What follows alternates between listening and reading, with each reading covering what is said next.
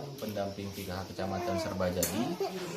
Puji syukur kepada Allah Subhanahu wa Ta'ala yang telah memberi kita berbagai macam nikmat yang tiada tara. Sekiranya manusia itu menjadikan pohon sebagai pena, kemudian manusia itu menjadikan lautan sebagai tinta, maka tidak satu manusia pun yang bisa menghitung begitu besar nikmat Allah yang diberikan kepada kita.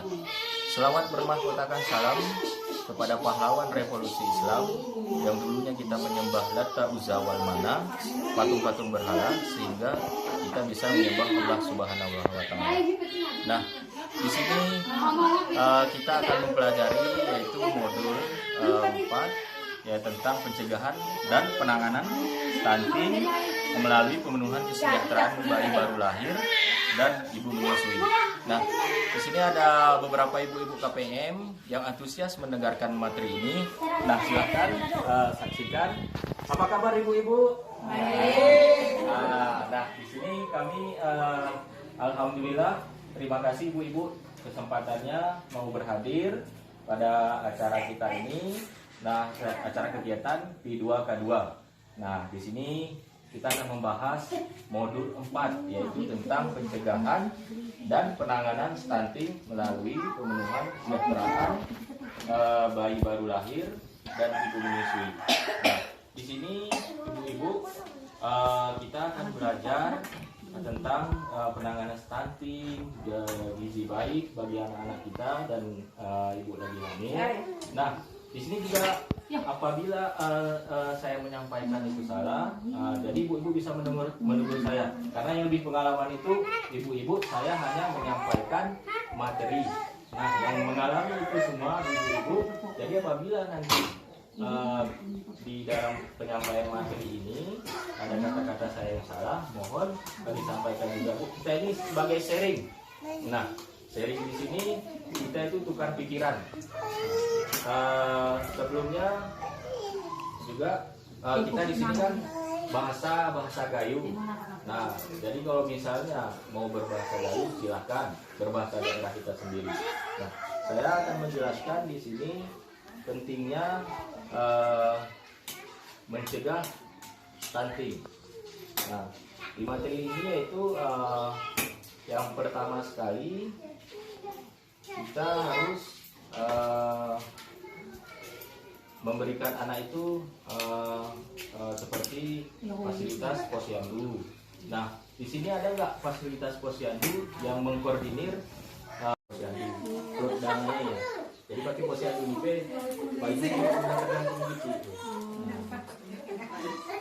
Tanong ka pa na yawit ni ti makidra di. Oh. Amo buhat kami arawan kiyo, garo gi panahon. Kiyo setengah. Wah, ngadutun lebih ya. Dutus per bulan. Ukurannya tinggi. Tinggi nih kok. Tinggi. Oh. Oke. Kena. Tanya sini akurat nah ayo. Hah? Kena. Oh, ya tetap. Oh, ya. Oke, ya tetap. Nah, oke, ini langsung jadi kesimpulan pertemuan kali ini ibu-ibu, bahwa yang pertama sekali kesimpulannya, kesimpulan pertama ya, kesejahteraan bayi baru lahir arah jawab kesejahteraan. Nah, kesimpulan si kami paparannya. Nah, jika misalnya ibu-ibu bisa jawab, silakan di tangan. Senang, Hana materi sini kita sampaikan. Ibu tangkap, ibu tangkap. Misalnya, saya Lahir. Senang hati tu masalah kita tu. Ya gembira. Nah, jadi kesimpulan yang pertama, kesejahteraan bayi baru lahir harus dipenuhi. Orang tua adalah IND. Itu tadi IND. Kemudian pemberian ASI eksklusif. ASI eksklusif kebutuhan fisik. Jadi jangan lupa ibu-ibu, anak 0 sampai 6 bulan itu wajib diberikan ASI eksklusif. tanpa ada pemberian lain. Nah, kadang-kadang kita di desa memberikan seperti madu atau segala macam. Nah, itu tidak baik untuk diperkenalkan kepada anak yang berumur 0 sampai 6 bulan. Jadi ibu-ibu harus memberikan ASI eksklusif supaya daya tumbuh kembang bayi itu lebih baik. Nah, itu kesimpulan pertama. Dan kasih sayang mental dengan memastikan kebutuhan fisik.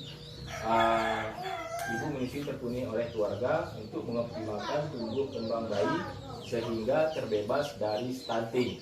Dengan ibu-ibu, stunting itu jadi mungkin jarak tempuh dari kecamatan ke kabupaten memakan waktu 5 jam menaiki roda 2. Dan ini mereka pendidikan terakhir mereka ini hampir rata-rata ada yang belum tamat SD dan mereka itu masih minim dalam berbahasa Indonesia.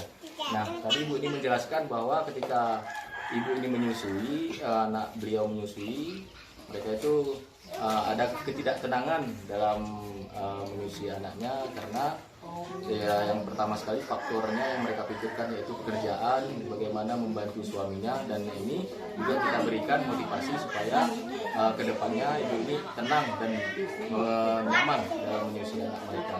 Nah, sekian. Saya kembalikan. Kemudian dukungan masyarakat di sini juga sangat perlu. Masyarakat dalam arti katae ya lingkungan ini keluarga terlibat dalam forum PKK ini atau sedikitnya untuk mengaktifkan posyandu. Nah, inilah posyandu. Nah, PKK ini wajib kita ke posyandu. Setelah mereka melakukan kegiatan, kita wajib hadir. Kami ke posyandu, tiap posyandu hadir dong. Oh, posyandu hadir. Oke, mantap. Sarang bulan kira posyandu. Tanggal 15. Tapi makanan mereka apa saja? Biasa si kurang gizi hanya adik ini kurang bergizi kan? Ya anak kurang kilanya cerah enggak saya tambah anak deh. Kayak saya di siara gizi di sini orang sini tidak lah. Catat di paket itu. Aku foto bengar malam video pesan. Ada kita rasa sana ya kan? Dia pun ya tahu juga. Oh, mengunjungi bayi. Kemudian si kedua mengunjungi bayi dan itu menyusui saat pulang ke rumah dengan memberikan dukungan dan semangat. Namun tetap memastikan orang yang berkunjung tetap terjaga kebersihannya. Dan yang ketiga, menghindari diundang dalam acara tradisi yang mendukung bayi baru lahir dan ibu menyusui. Nah, yang keempat, memberikan informasi yang tepat dari sumber yang terpercaya, berbagi pengalaman apabila ada tetangga yang mempunyai pengalaman sukses dalam pemberian ASI eksklusif. Nah, kemudian ketika ibu menyusui dalam kegiatan perkumpulan di masyarakat, memberikan waktu dan tempat tertutup, aman dan nyaman untuk ibu menyusui. Dan yang ketiga, keluarga dan lingkungan harus bijak dalam memilih tradisi yang bahwa kebutuhan fisik dan mental bayi baru lahir dan ibu menyusui dapat terpenuhi dengan memanfaatkan layanan seperti posyandu tadi itu bisa dimanfaatkan. Yang kedua puskesmas. Nah, yang ketiga PAUD. Nah, di sini juga bisa memenuhi kebutuhan fisik dan mental bayi, ataupun program bantuan sosial bagi keluarga penerima manfaat, yakni KPM, PKH.